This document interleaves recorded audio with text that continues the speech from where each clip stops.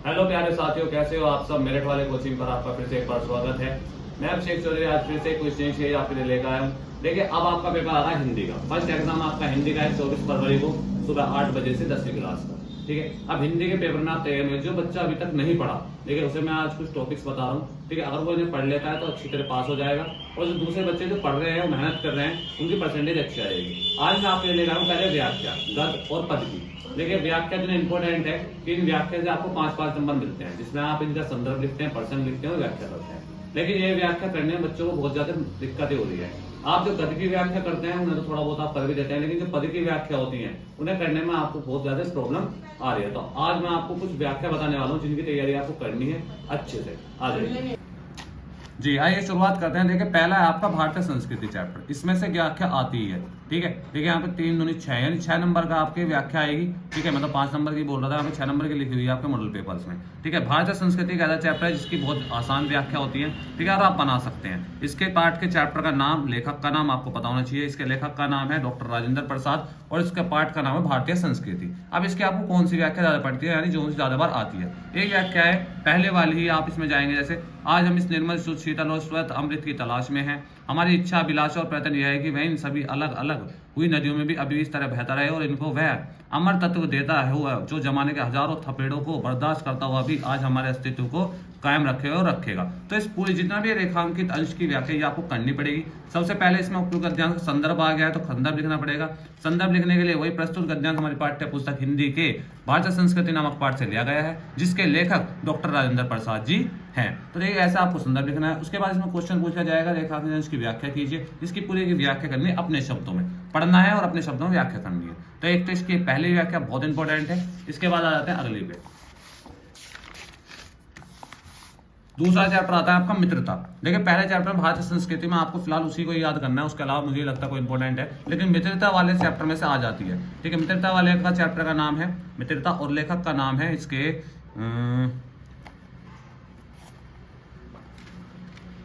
आचार्य रामचंद्र शुक्ल।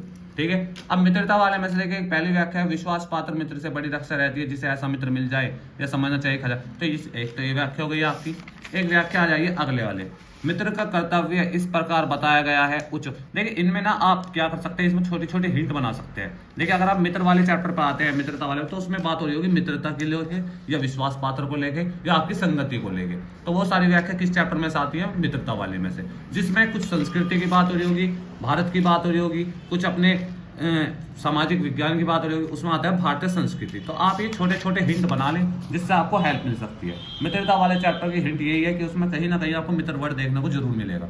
ठीक है, और इसके चैप्टर के लेखक का नाम याद कर लेना, चाहे रामचंद्र शुक्ल। इसके बाद मैंने दूसरी व्याख्या बताई थी आपको, मित्र का कर्तव्य। ठीक है, इसके बाद एक और व्याख्या है जो बहुत आती है। देखिए, 2008, 11, 15, 17, 19, 22, 24 आती जाती है, बहुत इंपॉर्टेंट है। कुसुम का ज्वार सबसे भयानक होता है, ये केवल नीति और सद्विवेक का ही नाश नहीं करता बल्कि बुद्धि का भी नाश। जो कुसंग मतलब होता है कुसंग संगति, जो आपकी संगति होती है, जिस संगति में आप रहते हो। ठीक है, तो ये भी मित्रता वाले चैप्टर में से। ये 3 व्याख्या ऐसी व्याख्या है जो इस चैप्टर में बहुत इंपॉर्टेंट है। ठीक है, और आपके गद्य में से देखने को जरूर मिलेंगी। इसके बाद एक चैप्टर और है, 5वां चैप्टर, ईर्ष्या तू न गई मेरे मन से।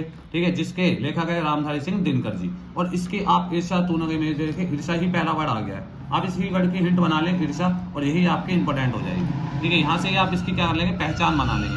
क्यों, आपको चैप्टर का नाम पता लग गया, ईर्ष्या यानी ईर्ष्या तू न गई मेरे मन से, और लेखक का नाम हो गया इसका क्या, रामधारी सिंह दिनकर। तो इसकी आपकी ये व्याख्या आपको पढ़नी है जी। अब बात करते हैं, देखिए हमने भी बात की थी गद्य की। तो गद्य में मैंने आपको 3 चैप्टर बताए हैं। एक तो ईर्ष्या तू न गई मेरे मन से, भारतीय संस्कृति और मित्रता। आप उन तीनों चैप्टर की व्याख्या करेंगे जो मैंने आपको बताई है। अब उसके बाद आती है पद की व्याख्या, जिसमें आपको बहुत ज्यादा दिक्कत आती है। देखिए, पद की वाली व्याख्या बहुत ज्यादा बार एग्जाम में आई हुई है। ठीक है, 2007, 12, 15, 17, 19, 22, 24 आती हुई है, लगातार आती भी है रेगुलरली बेस पे। तो सबसे ज्यादा इंपॉर्टेंट है। ठीक है, इसमें आपको ऐसा एक पैराग्राफ मिलेगा, ठीक है, जो थोड़ा सा पद की व्याख्या में होगा, यानी पद लैंग्वेज में होगा। अब इसका आपको संदर्भ लिखना है, तो संदर्भ आप ऐसे लिखेंगे, लेकिन इसका सबसे पहले आपको लिखना पड़ता है प्रसंग। ठीक है, इसमें होते हैं प्रसंग, उसमें होता है संदर्भ, इसमें होता है प्रसंग। कि प्रस्तुत पद में महाकवि सूरदास ने अपने आराध्य के चरणों की वंदना की है। इसके बाद इसकी व्याख्या और इसके बाद इसके काव्य सौंदर्य। अगर सब जो बच्चा पढ़ने वाला है वो काव्य सौंदर्य पूरे कर सकता है। जिसपे पढ़ना नहीं आता, जो थोड़ा बहुत कम तैयारी है, जो अभी आया, एक तो इसकी भाषा लिख दे, जैसे ब्रज भाषा होगी, एक इसकी रस लिख दे, रस भक्ति होगी,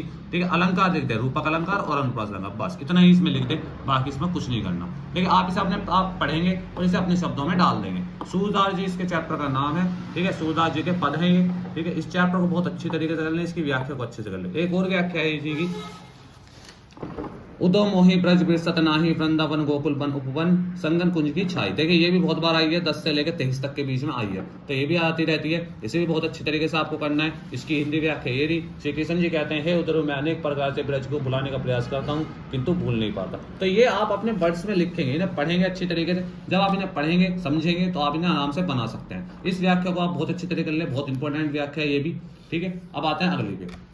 देखिए ये व्याख्या ज्यादा बार तो आई हुई नहीं है, लेकिन ये व्याख्या इंपॉर्टेंट जरूर है, 2024 के लिए इंपॉर्टेंट है। उदो जाहू तम हुई तुम जाने, ठीक है। ये भी किसकी है? पद की है, सूरदास जी द्वारा ही लिखी हुई है, तो आप एक इसे याद कर सकते हैं। ये आपके मैंने देखिए 3 व्याख्या बता दी है, 2 व्याख्या पहले बताइए और 1 व्याख्या ये बताइए। आप इसे भी बहुत अच्छी तरीके से पढ़ सकते हैं। आपकी अगली व्याख्या है गोस्वामी तुलसीदास जी की धनुष भंग, ठीक है। अब इस व्याख्या को देखिए, ये व्याख्या भी आई हुई है 2008 से लेकर 2024 तक के बीच में, ये भी व्याख्या आई है। रानी में जानी अजी महा पवि पहान हूँ तो एक कठोर हियो है, तो इसमें भी आपको चैप्टर का नाम बता दीजिए। ये क्या है? गोस्वामी तुलसीदास जी का है और किस क्या लिखी हुई है? धनुष भंग में ही लिखी हुई है, तो आप इसकी व्याख्या कर सकते हैं। ये वाली व्याख्या बहुत आ जाती है, पैराग्राफ बहुत आ जाता है, इसलिए इसे भी लिखते रहे जी। आज के लिए मैंने आपको गद्य के 3 चैप्टर बताए और पद के मैंने सिर्फ आपको 2 चैप्टर बताए, एक सूरदास जी का, एक गोस्वामी तुलसीदास जी का। तो इनकी व्याख्या आप बहुत अच्छे से कर लें, समझ ले। जिस बच्चे ने अभी तक नहीं पढ़ी वो इन व्याख्या को कर ले, ठीक है। व्याख्या आती रहती है और व्याख्या 6 नंबर की है, तो 12 नंबर आपकी व्याख्याओं से ही बन गए, ठीक है। 20 नंबर के आपसे एमसीक्यूज आते हैं, वो एमसीक्यूज भी मैं कराऊंगा। कल संडे है, जहां तक की कोशिश करेंगे कल आपकी एक क्लास लेंगे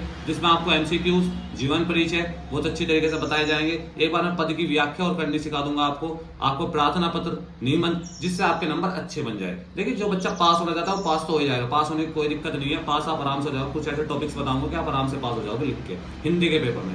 लेकिन बात बेटा यहाँ परसेंटेज की है, बात यहाँ पे है पास होने की नहीं है, बात है यहाँ पे परसेंटेज की। आपको परसेंटेज बनानी है। आपका 10th क्लास का रिजल्ट बोलता है ना कि 10th क्लास का रिजल्ट 12th क्लास का रिजल्ट मायने नहीं रखता, बेटा बहुत मायने रखता है। तो आपको तैयारी करनी है, किसी की बातों में नहीं आना। अब आपका अपना टाइम है, आप कुछ दिन के लिए दुनिया से गायब हो जाइए, बिल्कुल बस ध्यान दीजिए अपनी पढ़ाई पे। बाकी बाहर की दुनिया से, इनके बातों से, आप जिससे जो बात पूछोगे वो अलग अलग आपको बताएगा। तो आप ज्यादा ना पढ़ें, अपनी मेहनत करें, पढ़ाई पे ध्यान दें, ठीक है। मैं आपके लिए हेल्प के लिए पूरी वीडियो बनाने की कोशिश कर रहा हूँ, जितने मुझसे हेल्प हो पा रही है मैं करने की कोशिश कर रहा हूँ, ठीक है। और कल आपकी एक लाइव क्लास भी लेंगे, टाइमिंग बता दूंगा मैं आपको, ठीक है। तो उसके लिए वीडियो डाल दूंगा, किस टाइम वो आपकी लाइव क्लास होगी वो भी आपको बता दी जाएगी। तो आप चीज ये देखें, व्याख्या पढ़ें, आराम से कोशिश करें। आज 22 तारीख हो गई, अभी आपके पास कल का भी टाइम है, ठीक है। परसों आपका पेपर है, तो आपके पास अब ज्यादा टाइम बेटा बचा नहीं है, पढ़ने की पूरी कोशिश करें, ठीक है। चैनल को सब्सक्राइब कर लीजिए, जिससे कि आपको आने वाली वीडियोस बहुत अच्छे देखने को मिल जाए और आपको जानकारी मिलते रहे। चैनल को सब्सक्राइब कीजिए, कमेंट कीजिए और लाइक कीजिए। धन्यवाद।